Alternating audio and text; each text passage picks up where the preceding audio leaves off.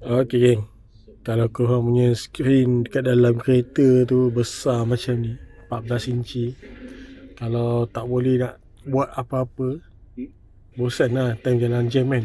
So korang boleh dapatkan car link kit ni, AI box. So korang boleh tengok movie dalam kereta. So pengguna-pengguna Proton S50 ke, atau mana-mana kereta yang ada Android Play, Android Auto ataupun Apple CarPlay, korang boleh guna car link kit ni. Ambil je yang besar terus guys, macam aku 8GB 128. So korang boleh tengok movie dalam ni. Korang boleh buka YouTube, Netflix, buka TikTok, Facebook. Korang boleh install macam-macam, macam handphone korang lah.